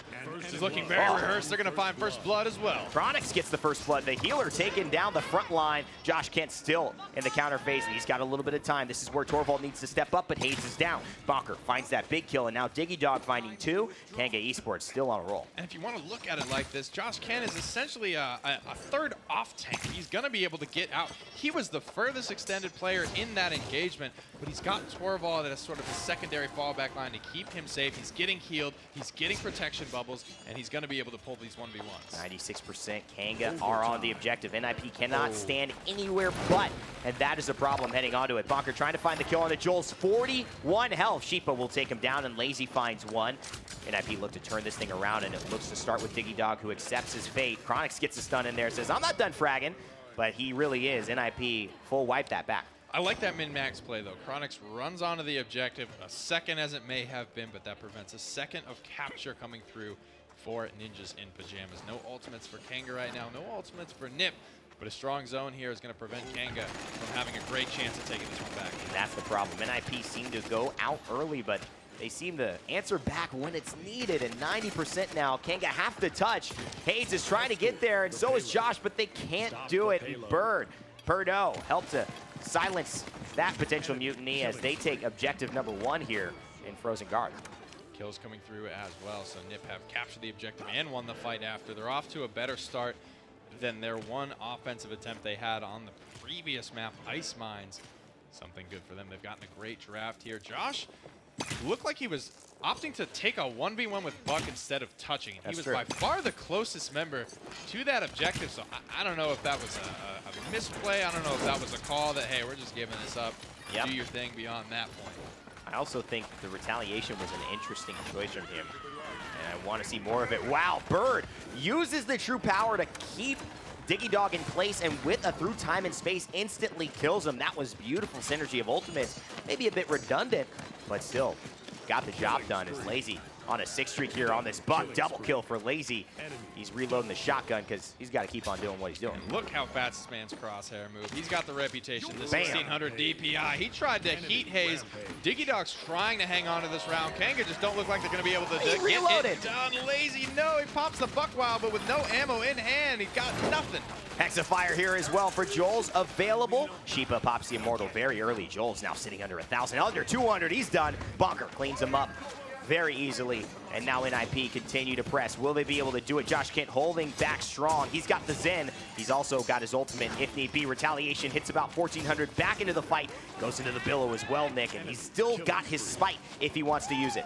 Look at this kill. No! joshkent whirls off the payload, and it slides through, and I couldn't have said it better myself. Arnar, dude. That's a bummer. And there's no control over that. You go the distance of your dash. He ends up going just too far out of contest range, and you could see Joelz up top. And I think there was a communication that maybe Joelz was able to contest. So unfortunate for Kanga Esports, but NIP, Laizy, swallowing a little bit. Definitely a little nervous, you can tell, but starting to feel more and more confident now with a 2-0 lead in game 2. On one of the carries for his roster as well, frankly. Nip have 3 ways to win this fight. Bonkar could do it from Talus. Laizy could do it from Buck. You could see the Grover win the fight as well. And frankly, I wouldn't be surprised at any 3 of those outcomes. And we're already seeing that flexibility. Now it's Bonkar running the Talus. It's PERDO running the Grover. And they had the flexibility to pull that off. Very good damage already on to joshkent, who's very aggressive. Haydz went down very early and left joshkent alive by himself, and that's not what they're splitting to do with this Zen. Nice splits upper there from Talus. Doesn't find a 600, but does find the overcharge onto Haydz. He's going to go down, antediluvian, melts him. No healing, true power, right back at it. 1-2 punch, and he's going to take down Joelz. He's looking very good right now, Bonkar, on a 9 streak, looking to make it 10. They are rolling Kanga on this map. 31% capture, but it feels like maybe collateral, a little spoil of war there because they were not in control of that fight outside of the first 3 seconds when they had Laizy pinned back, but he wisely backed up. He didn't pull the Skeppy and go in no matter what. The last pick Zen not quite working out, and the last switch up from Guillotine to Retaliation, not probably the way that Kanga Esports envisioned it quite yet. They lose Joelz here. They're about to lose Josh. A nice recovery from Laizy. And NIP should have this one wrapped up in the bag, 96%. There's going to be a contest, but NIP 3-0 on Frozen Guard. This is a big momentum swing for them. Kanga feeling and looking so good, I think, through that first map. And even though they lost, still smiling. This is a different story, though. This could be 4-0. And I don't think we'd see a single smile, correct? And remember, this is a best of 5. So this means if they win, NIP are 1 game away from advancing to the next round and sending Kanga Esports towards the very perilous path of their second elimination, or they're out. Losers bracket is not the premier choice of your way to the championship, but it does make for some of the best storylines along the way. Kanga far from out of this yet. 147 on the clock in round number 2, looking to try and stay alive and not lose game number 2 in quick fashion. And again here, I don't think anyone would be surprised if joshkent goes into retaliation and goes down to PERDO as they trade their lives here. Double kill for the tree. If Kanga and NIP were the ones who met in the finals, this wouldn't surprise anyone if you heard that. And so this could very well be just 2 super high caliber teams battling their best, and NIP might just be be getting the better end of the day. But so many little moments, Nick, you have to wonder if this is just bad luck, if this is Kanga need to get warm, if NIP can keep this up. I don't know if you can call it luck in a set this close, but you're right, it is the little things that are really hurting Kanga. And that's just what happens when you've got great teams. They are going to capitalize and abuse you and exploit you for every mistake you make. Uh-oh, blitz upper, true power used. Nothing found off of that one. 2,000 HP to Talos' name, bonkar in the back line. Nobody focusing on him yet. Still on that one streak. He did go down earlier, but he's going to make it one more as the Hexifier has potential to be locked in for Joelz. They're going to eliminate Shipa, but he's going to go down. Kanga Esports have lost all but one. And now one responding. That's Kronicx. Nick, this looks like it could be the end. Oh, no. Not what Kanga want to be looking at. They're running a vastly different composition from what they ran and what I felt was working pretty well for them in game number 1. Hexifier comes out, but ninjas in pajamas are nowhere to be found. At the very least, it'll buy some map control. 13 seconds left, looking down to 10. They get Laizy, that's huge. Kanga Esports need just a light at the end of the tunnel here to see a way to get back into this game. They've had no chance, they've had no success. Shipa trying to dash in, he will contest the overtime. NIP looking to get back into it. Shipa will fall. I don't know if they can do it though. That pick didn't come out onto Laizy. I wonder where we would see Kanga right now, but it's not over yet. Bonkar finds a big kill on a Haydz, but it looks like the black and gold will back off at least for now as Kanga hold on. And this is what Kanga needed. You can hear the crowd excited. Finally, that Kanga has a It's actually just one guy. Yeah. Well, I mean, that's the crowd. That's totally the crowd. He's very excited. He's excited enough for about 30%. That's my man from Silly Esports right there, baby. And, you know... Were you the one that tweeted at Barrow you're going to smack him? I think that's the man jumping on him right there. That was Ming Yu, he says. Oh. Great atmosphere here being live, and you can see, I mean, when it is a live environment, anything can happen. So this game is far from over, but you got to say that NIP at this point have put their flag in the ground, so to speak, as to, hey, we're here. We're not going anywhere easily. Definitely not. This is one of the teams, both of these teams, nobody would really be surprised they were able to find a win. Very rare sight there, you're right. 007, Agent Joelz reporting for duty. for duty, but not the kind that 007 reports to. Kind of takes place in the bathroom, and of course, Laizy, he avoids the hyper beam, just tucks in behind the corner. Looking to find one more. Bonkar will do the honors. 3-1. NIP can clean up the game here if they're able to. Emitter pop from Joelz. He's going to stay alive with the help, but now that's down. Laizy goes and attacks. Bird, wonderful through time and space, forces him into a bad spot. And Laizy with 2, feeling good, looking good. NIP, they're probably going to clean this one up there. Going into the Buck Wild and a Heat Haydz to respond. Lady just hitting some fadeaway shots, assuming that he's somewhere in this tunnel, but he's losing track of him at least for now. Gets a lucky one, and Shaolin just so squishy. He's got no way to recover the amount of HP Buck Cannon. It's Bird doing his thing there on the point. Laizy finally gets him. That was a notoriously dangerous game of hide and seek. Not so much from Laizy, though. He was sitting pretty, but man, there was a lot of conversations around how this set would go, and I don't think anyone thought a 2-0 from NIP to start. But let's take a look back, Nick, to the Paladins World Championship Final, which all 5 of these players participated in last year. That started out as a 2-0, but it went to a best of 7. Yeah, things will go either way. And you look at how, all these sets in the past, and you look at, oh my God, how different would this set have been if this was a best of 5 versus a best of 7? This is a best of 5. If Kanga had met that then Burrito squad in a best of 5, if I recall correctly, they would have won that set. That's true. They actually ended up winning enough. I think they won 3 games before they were able to eventually, or unfortunately, not able to complete that one. But at this point, the one who was able to complete, I think, the highlight reel, and again, complete a great performance. He's got one more game potentially to show, and that is Laizy on the Buck, who has been phenomenal so far today, and that's a good sign for an IP heading into this tournament. It's so exciting getting to see him on a hyper carry like the Buck. It is in his hands to win these games. He's been on a lot of Grok, a lot of Fernando, this, that, and the other, but not on something that frags for a lot of this season. And he reminds us why he has the reputation that he does, the fast sensitivity and the big shots landing. It's just going Buck Wild here. I reloaded on that Buck Wild once, and although it was not, it's just an instinctual reaction, but you don't actually have to. You can keep on fire when you hit that ultimate. Laizy is known for his Laizy ults, but he's kind of gone past that a little bit, and now has really turned a new leaf and always repping the gold chain, always looking stylish. But he forgot his ring. I think Kevin Jensen. He literally left his ring at home. Oh, really? I was like, ding dong. All the way back there. Theo's the only one stunting on him with the ring this year. Well, Theo's no longer stealing his thunder, at least on this stage. He's the one playing for Fnatic. Part of the story of these teammates, and they all split up, all representing different teams here. Fnatic, Virtus Pro, Na'Vi, and NIP. But they are competing against each other now, and it is made for some incredible competition heading on to this year. And now I just worry about the biggest thing is momentum in this series now. They were there. Kanga had game 1. They let it slip.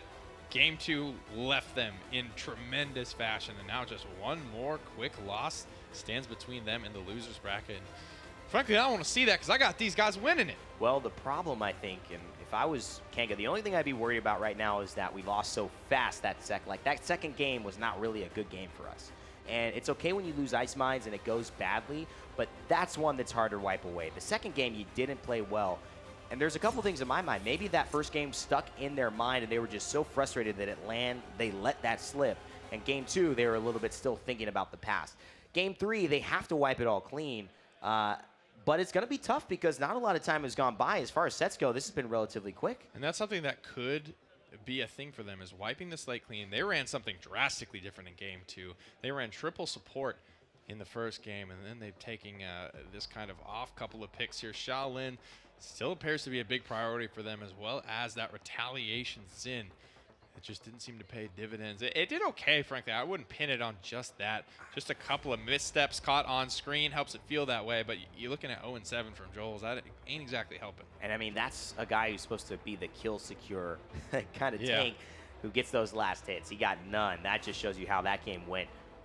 Madi, you won't be surprised if you know the history of Kanga Esports right now. Timber Mill selected by Kanga, and this is going to be an interesting matchup because this is where the snipers do come out, Nick. Yeah, and if we are going to see him, this will be where it is. This is something Kanga, they are known for practicing it, pulling it out when the time has come, and no better time than when you're down 0-2 in a best of 5 against a team that has 3 reigning LAN HRX champions as well as 2 runner-ups. Of course, a little bit of a break happening between these two teams now before they head into that third game. But let's talk Timber Mill strategy, because before we get into the draft, there's so many things we could see. That Eevee that we haven't seen, we could see that come to life here. We could see the Strix or the Kinessa. Kinessa Bugsy played earlier from Fnatic yesterday. We could also see a lot of the Grover prioritized here, which was still taken last game by PERDO and did extremely well. He does very well on this map also. I feel like, you know, Timber Mill drafts, while they are sniper-centric, it's almost indirectly, because I feel like a lot of people are prioritizing the things to counter those, because those are good unconditionally. Grover is kind of good in this meta unconditionally. Right. He doesn't need this perfect draft around him to be able to find success, but we'll be able to figure out what exactly the plan is here. Kanga trying to keep themselves out of the losers bracket for just one more game. Ban's incoming. Kanga have first choice of ban, and NIP will follow suit. We saw the Buck go to NIP first off, and so Kanga have the choice to ban that. Sometimes what we've seen also is a sniper get banned, but I don't think in this meta, Nick, that would probably be warranted. I don't know. I have to disagree. You can see some of the China Dream, China Honor boys sitting there in the front row, attentive to these drafts, trying to see if they can pick up a thing or two about a thing or two. Buck will be taken away first. Makoa to follow. All is pretty much standard there. Interesting ban, the Makoa ban as well. It's That's not necessarily something super highly prioritized on this map specifically, but this is a very big ban in terms of Europe and a priority frontliner pick no matter where you go in Paladins. And Nara will be taken for NIP first, and that's a solid pick for them. I will fight to protect the sanctity of the Frontliners, wild. they can't really do their thing on this map until the fight has been won. Makoa, he can yak people off the high ground. Really the only safe spots on this map. Now, Damba is hovered and locked as well. Interesting, because we've seen the prioritization on Genos all throughout the day. I mean, I think Genos is fantastic on this map. You can kind of actually blind snipe, scoped in sniper from a lot of places close by the point. You don't have to expose yourself, but what I think that NIP are going to do with this Maldamba is stay on the upper ridge and try to heal from down with that hit scan heal. And there's the Strix we were all talking about. He's going to get picked up for Kanga. Expect that to go to Joelz or Josh Kent as Ruckus gets picked up as well. Wow, and they're going to leave the Grover open. That is tough to stomach to some degree. Ninjas and Pyjamas knowing this pick, loving this pick, already executing on this pick, and it seems like a all but perfect answer for them here. I'm going to grab one piece of the puzzle, though. Talus, one more pick to go for them in this round. They could go Grover. Talus Grover, I mean, that wouldn't be bad. They have... My biggest question was, do you take the Talus? That's, I think, a question mark on this map. They're going to save it for the last one because they've got main healer. They've got 2 main healers. Genos as well has a lot of flexibility, and I think this is going to put maybe Kanga in a bad spot. They waited, and now they've either got to use Saris, Grok, Grover, or Pip as their main healing source. Could take both, frankly. I wouldn't be super surprised to see both. I'm feeling like we need to just babysit this Strix. A lot of weight is being placed on him. We're going to see a Mave. Haven't seen the famous DiGeDoG Bomb King, but Bugsy's not the only one looking to pull off the Cat Burglar this time around. I mean, at this point, NIP are also kind of threatening a potential sniper in return, right?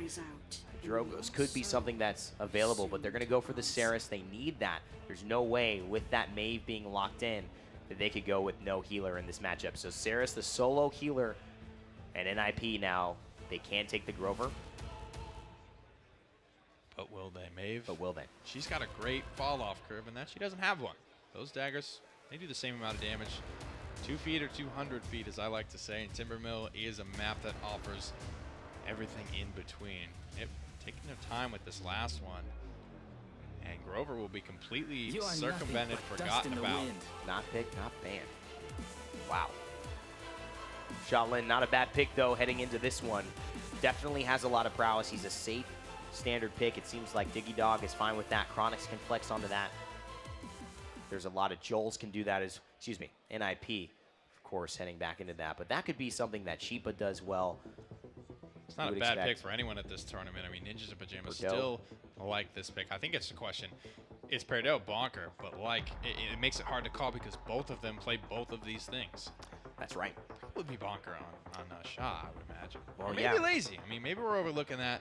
We don't know who's the Genos. Going to be who's running the frag Genos. Genos? Exactly. That's the big thing that we are trying to figure out because that's going to be one of their guys who you would normally see in that frag role. So I would expect that maybe the way bonkar played Talus just now, they'll keep him on that. I think you might see Laizy shift onto the Genos, and I think you might see bonkar go back to that Shaolin. I mean, at this point, how can you take him and not put bonkar on him? That's a good question. It's probably one of the likely outcomes that we'll see. Who's playing the Mave? Who's playing the Strix? Who's playing the Ruckus? Kanga, they pose a lot of those same questions. Who plays what? Kanga with 1 game left to give. It all comes down to the mill. And it's a deadly mill at that. NIP, they could go forward. But it seems like Kanga could be moving into the loser's bracket here if they lose this one. PERDO will be on the Talus and bonkar on that Shaolin. I mean, that's the MVP of last year's HRX Invitational on his MVP champion. DiGeDoG pulling out the second Mave of the tournament, seeing this pick once before yesterday in the Fnatic Space Station set. And it comes down to a lot of 1v1 outplay potential. A lot of damage here from Cat Burglar. Laizy is on the Genos as we surmised. Now goes in with the 9 lives reactivation. And he's going to be able to help him get some health here. Joelz finds bonkar for first blood. Kanga Esports off to a good start as Haydz cleans up PERDO. And now you can't forget about this man right here, the boy, the babyface killer. Joelz playing the Ruckus, and it's Kronicx, it looks like, playing the Strix. And that's something that's very, very important here. To note that this kind of aggressive style on Timbermill, more so even than sometimes Frozen Guard or Ice Mines, can result in Josh on Strix. It might have been. That camera was a little dark, but yeah, it is joshkent. And he's going to be playing the Strix here in the sniper role. This zone was very, very effective, but still 66 to 72 on the objective. Can they keep this going? About 2 minutes already having gone by in this point fight. This has lasted quite a while. Waiting Flashbang. in the wings. Fights have to be clean on Timbermill for tanks to stand safely on the objective. But NIP and Nara on the point. Kanga not even touching. Didn't even get on. They had 5 members up, didn't even get on the objective. I'm a little surprised at what I just saw there because we could all see that 99 was happening. Maybe just everyone operating on their own individual agendas and can't get the job done. bonkar cleans up DiGeDoG mid-air, and that's a good sign for their Paladins World Championship defender. As 2 minutes and 5 seconds go on the clock here now for the push. NIP in the lead. That's exactly what they need. I mean, this is not the first time this set that we are left kind of wondering about how that happened. The objective-mindedness of Kanga Esports. A couple of weird slip-ups on some of these points payloads going the way of Ninjas in Pyjamas. Carefully calculating their approach. bonkar getting very deep here and looking for who would be retreating with low health other than Saris. It's an easy tag for him to take out Kronicx. I mean, this is just something that maybe comes with these teams not really being confident in their past performance. Again, sometimes things stick in your head, Nick, and I'm wondering if that's getting the better end of Kanga here now. Have to catch up with them after the game, but of course, so much to be played. Timbermill is not one that you win the objective and obviously push to the end. This is very difficult to complete. Nice shot by joshkent, gets the spray as well. He needs to feel confident. He's in a driver's seat position here with the sniper on this Timbermill map. Stagger. Bird knows what the deal is there, eliminated. And I don't mean to call my man's out, but he did in fact miss a stationary shot lane. just saying. Just saying. And of course, joshkent taps him with the pistol. He gets the extra credits for that, and that's something that those little things do add up. That's the stuff that NIP have been beating Kanga Esports on throughout the day. However, Kanga Esports, if they're going to turn this set around, they would have to reverse sweep 3 games in a row and cannot afford to mess up anymore. There's another through time and space, and it works perfectly. NIP are bringing together this brand new, at least in this pro scene, execution of this through time and space and true power that just one-hit KOs these damage dealers. Bird is going to find that kill on the DiGeDoG there. There's a nice hexafire from the top rope. It's going to trickle through some kills, but you have to get on this objective. Oh my goodness gracious. They're trying to stop this the best that they can. They find so many kills, but Kanga Esports are still down and out, and Ninjas in Pyjamas look like they may be able to convert here very shortly. joshkent holding it by himself, buying enough time for the Ruckus to be here, and that may have just done it, ladies and gentlemen. Evan, look at this payload, my man. It is inches. It is a breath, a whisper away from the big bad wolf of going through, but Kanga will hang on. The crowd starting to get excited. This is something that at this point, I think you could start to see become a factor in this matchup. The crowd relatively quiet throughout the entirety of the quick wins NIP had. Now Kanga Esports trying to fight back. This is something that has gotten the people here going. They want to see a good matchup, and well, if he continues to play this way, may not be the way for Kanga, but definitely looks good for NIP. Earning himself MVP last year, playing a lot of this champion who was relatively new back then, so it was cool to get to see him then, and he feels new again because he hasn't been popular for a while. Shaolin finding his way, weaving his way in and out as a lot of champions do, but overall it feels like just about anything can be played at the PWC. Heading out to battle here. 2,050 health to his name. Withdraw early on. He's got the bonus damage. joshkent can't find one. Misses the bonus shot as well. Looks to hit over the head. Throws the flashbang. Actually cleans up the kill on PERDO with 150 health from the flashbang. Are you kidding me? And that's going to start things off for Kanga Esports. Gets the spray, and NIP now find 2 down, and Kanga Esports are the ones in control. Laizy trying to lead them on a wild goose chase, but will they take the bait? Big dismounts here coming out on the Ninjas in Pyjamas. Kanga having them sort of wrapped up in their own backline, 63%, but Shipa looks like he may sneak through unnoticed. No, he gets taken off his horse as well.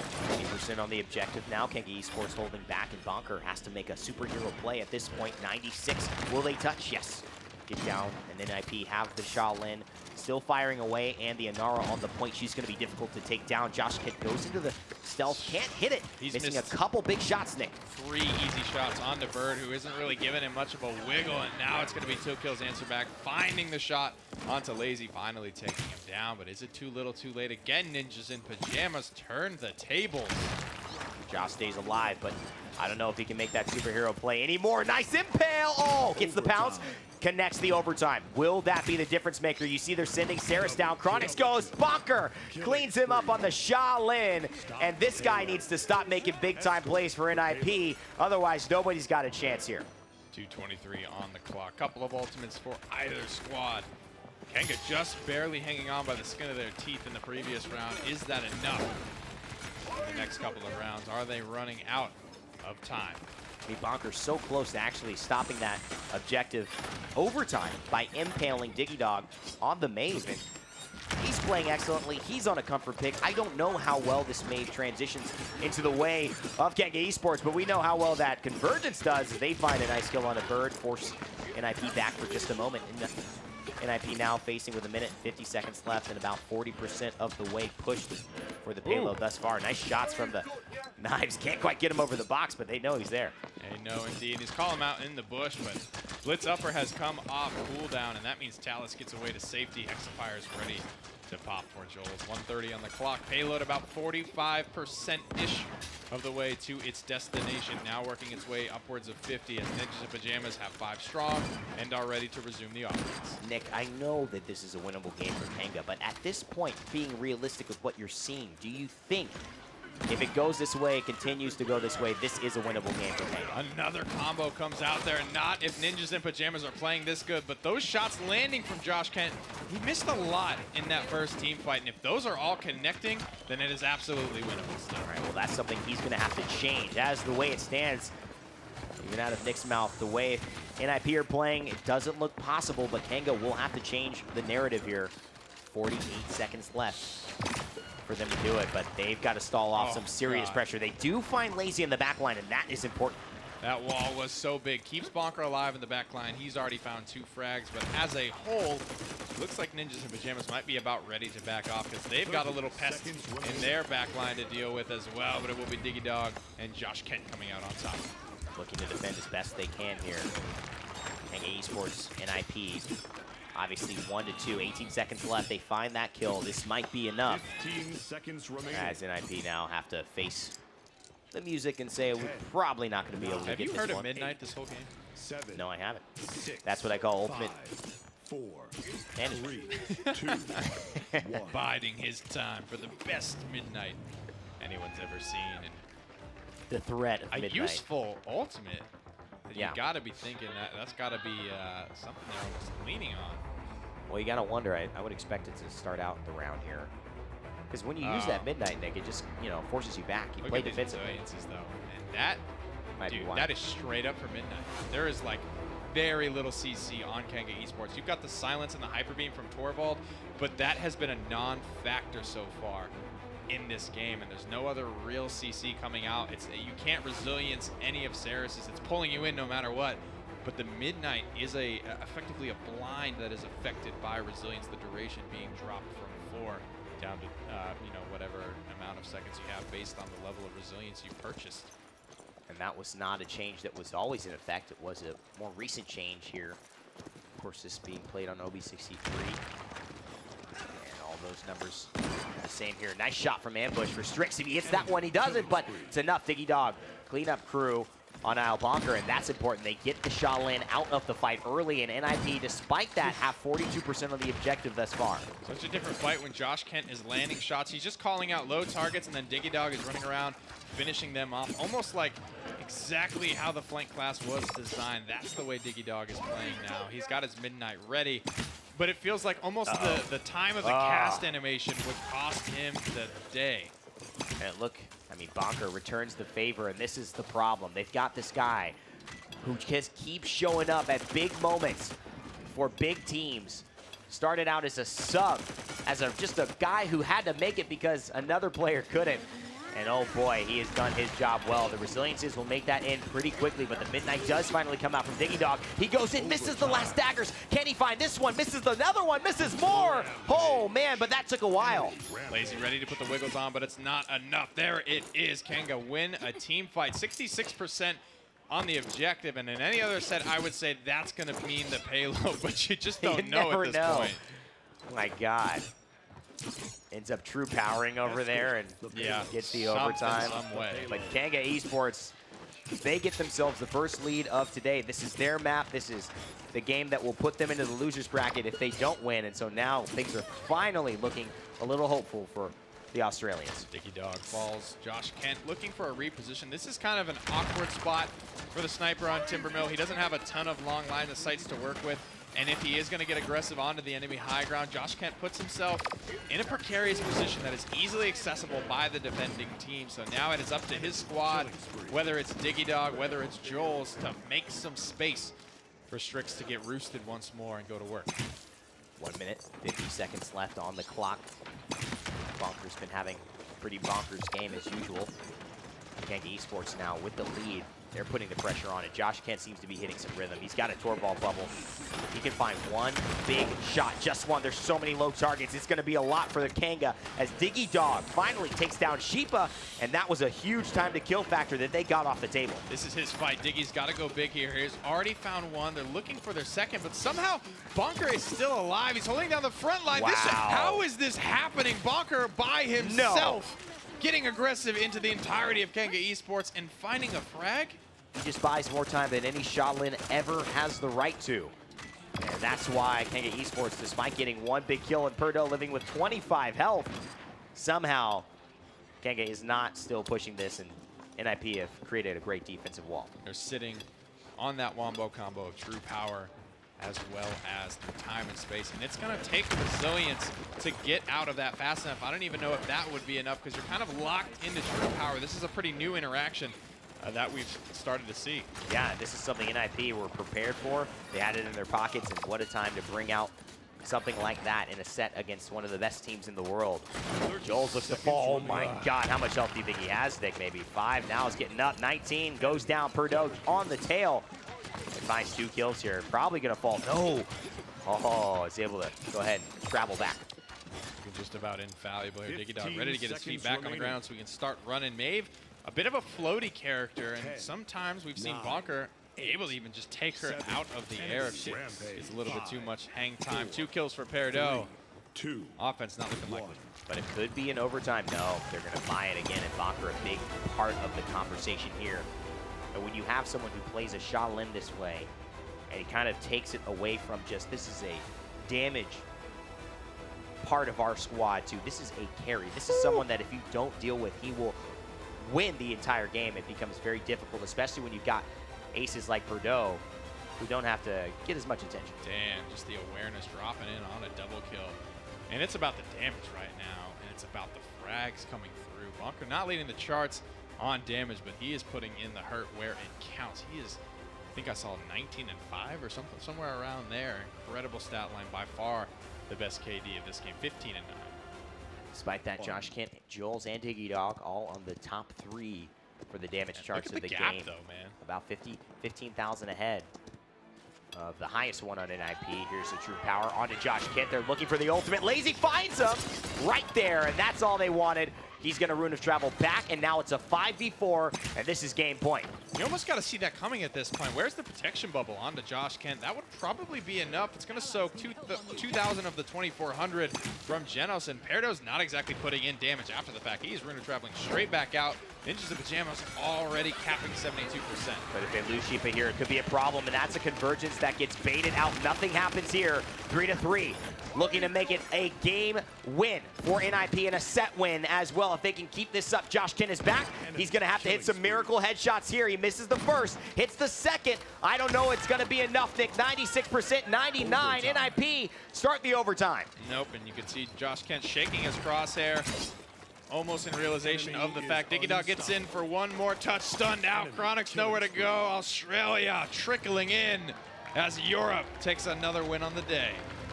Well, how about that? NIP 3-0 sweep Kanga Esports and put them into the losers bracket. And they move on in the tournament right away to go shake hands. And bonkar first leading the charge. And Bird with that Paladin strike headband. PERDO as well. I've seen a lot of those today. Yes. I mean, words from the guys themselves, win or lose, we're just happy to be here. Yep. No one out of the tournament just yet, but Kanga already, maybe not the start that they were hoping for. And maybe a bit dejected here, at least in the face of Joshkent, who obviously has a lot of confidence about his team, and that's not a bad thing to have. That's something that I think is admirable, but they just didn't look themselves, at least not the selves that we saw at DreamHack Valencia. A lot can change though, but again, this wasn't really about the story of so much Kanga not being Kanga. It was really the story about NIP stepping it up, and bonkar looking like deja vu from last year on this Shaolin. Pretty much exactly that, and he's not I mean, there's been a lot of tank play from Ninjas in Pyjamas throughout the season, but we haven't get to see this in a long time. It's almost like bonkar just gains in strength as he gets closer to HRX, and once he gets to the actual tournament in the building here in Atlanta, he just becomes a whole new animal. He's one of the only players you can kind of see from our traditional teams in NIP and Virtus.pro, at least in the Europe side. Of course, you have Fnatic and looking at Na'Vi. He's one of those guys that really actually steps up consistently. He's that one guy that I think you could say at LAN always has probably a better performance than he has throughout the year, which is not an easy thing to say. And it's not an easy thing to do. And it's a real asset for NIP here as they take a commanding lead and win the set here against Kanga Esports. Just finding big frags there, 15-9. Most killing blows in that game by a large margin. bonkar, maybe it's his troll personality that just keeps him level-headed. The big stage doesn't frighten him a bit. I don't know, man. Maybe he's got something that he eats before. It's a workout routine. Maybe it's the bun. It's a nice bun. Maybe it's NTB's whispering sweet nothings. Oh, man. That'll relax anybody. I think, well, Laizy, not sweating anymore. Notably, he dabbed the brow, and he's ready to move on with his day. And that's a good one to get under your belt. That's a lot of confidence for Ninjas in Pyjamas moving forward. And maybe the conversation, too. I mean, what NIP did have above Kanga Esports, despite just 2 players and 5 guys and 5 guys playing against each other. NIP had that strategy with the Talus and the Genos that Kanga just didn't have an answer for. They didn't have an understanding of what to do, and those things will probably be fixed. I'd imagine Kanga will go back and try to have an answer for that next time they play, but at this point, the damage has kind of been done. It really has, and we saw Kanga run, frankly, 3 very different compositions in all 3 of those games, which gives me hope for the future. You know, it's not the way you want to go out, but they tried 3 different things. They probably learned a lot from this set that they can take to the losers bracket, and it's not over until that loss category reaches 2. And that's the important part, too. I mean, looking at Kanga and how strong they are as just a team, as a unit, how hard they work, I would expect them to still be in this tournament and go very far. I mean, we could easily see them in the finals and make that comeback story.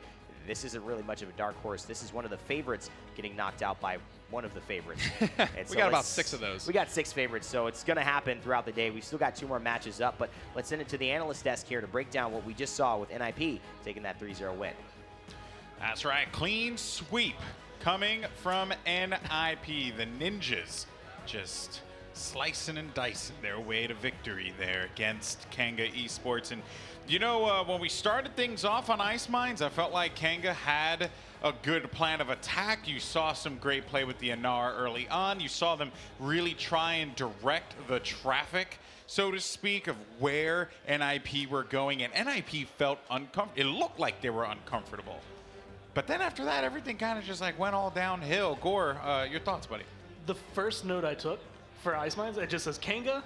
Wow, like they just played really well for that initial fight. In-depth notes. Everything was in. Yeah, no, that one was like the most. Like I couldn't describe the fight. Like they just played it so well. Yeah. It looked as though, like they were making NIP look the way NIP made Renegades look yesterday, and then NIP was done having it. Like they did not want that anymore. And I think it started like that defense that they got right there. At least started pushing them back. It held them back. Okay, so we can hold them back. We aren't just going to get rolled over here. And then they started fighting back. And then eventually it came down to the fact that Ruckus was just insane for them. He was so strong throughout all of that. And even though, for me, it looked like Kanga had drafted that perfectly for the map, they just weren't able to deal with what NIP was throwing at them. I thought it was a little bit different there.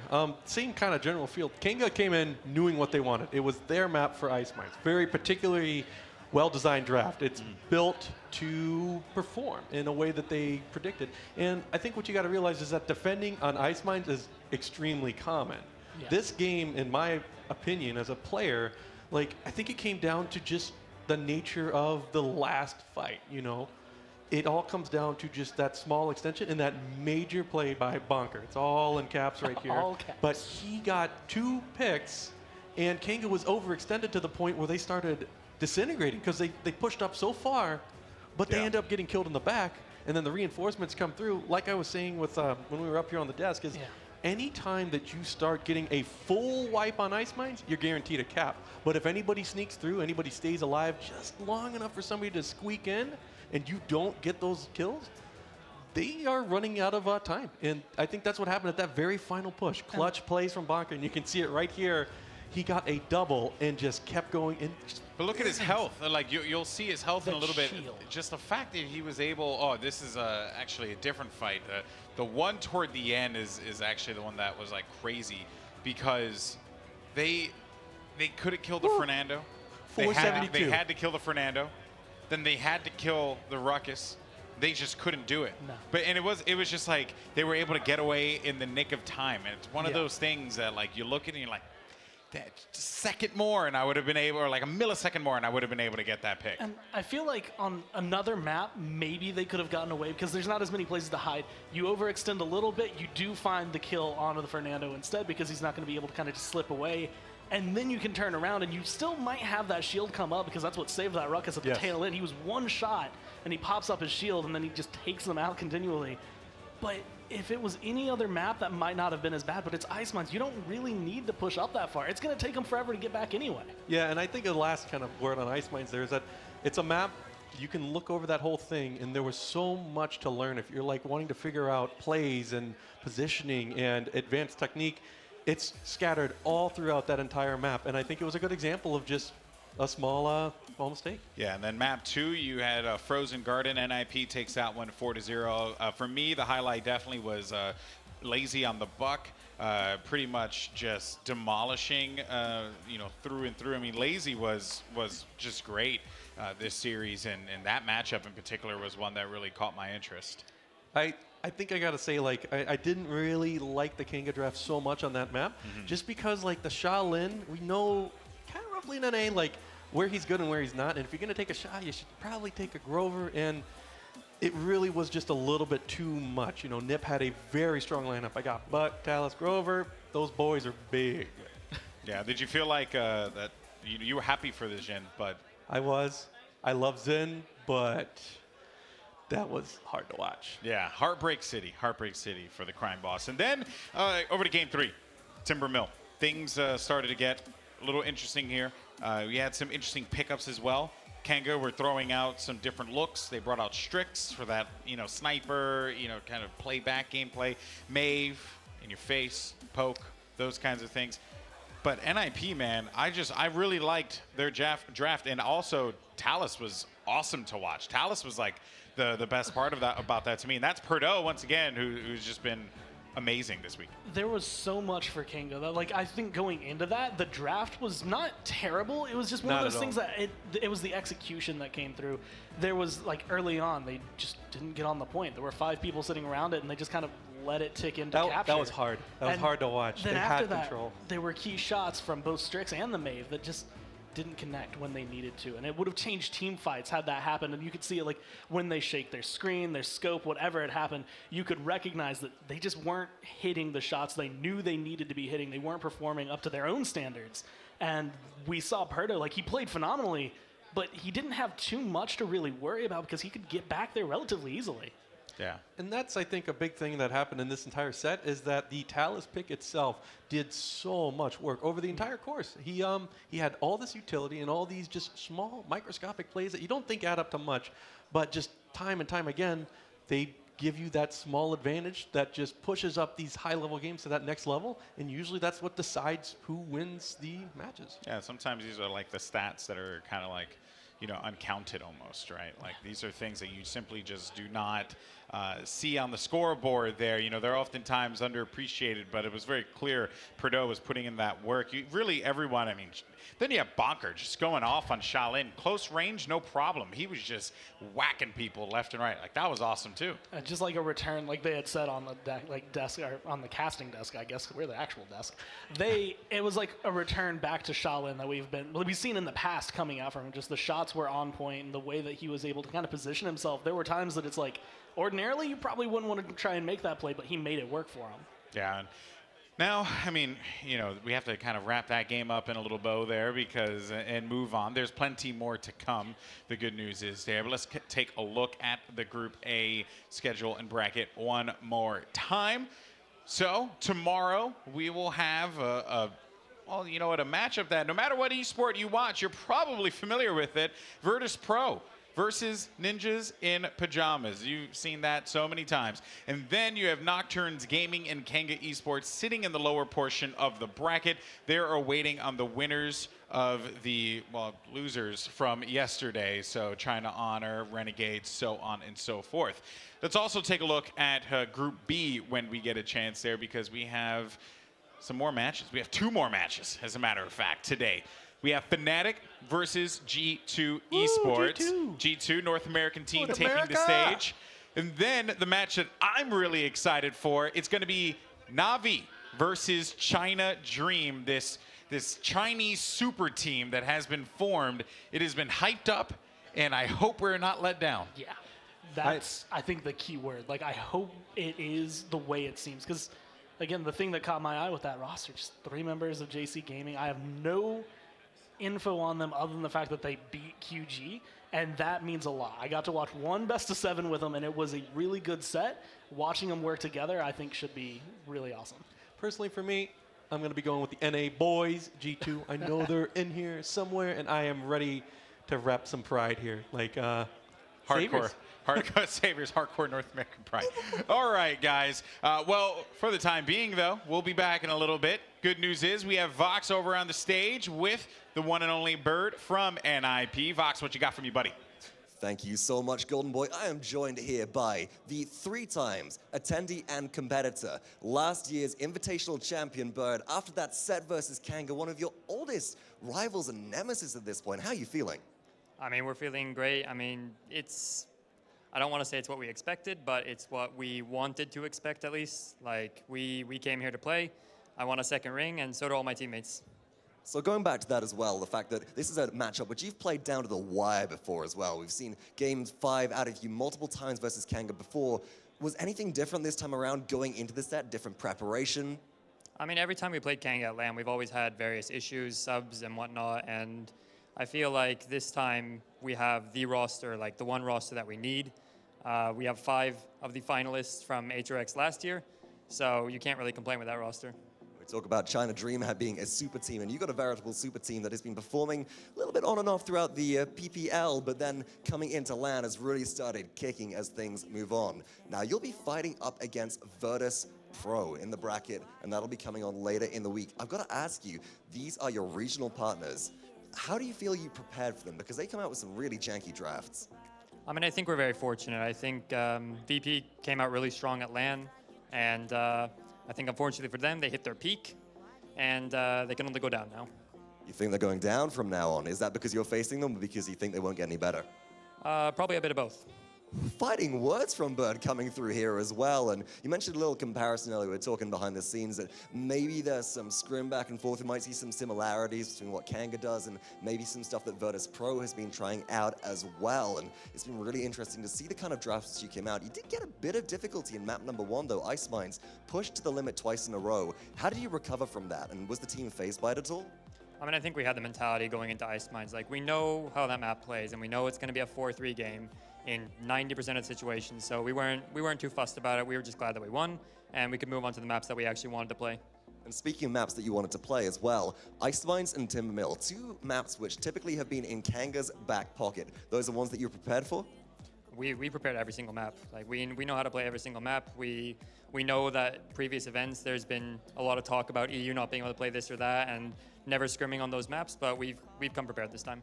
Bird looking to prove them wrong. Thank you so much. It's been an absolute pleasure watching you play today. We'll have to see if Laizy pulls out some more damage. Genos, probably not the damage Maldamba, though. I don't think Bird will let him get that pick in the future. That'll do it from us for the time being. Coming up next, we've got plenty more Paladins action. After the break, don't go anywhere.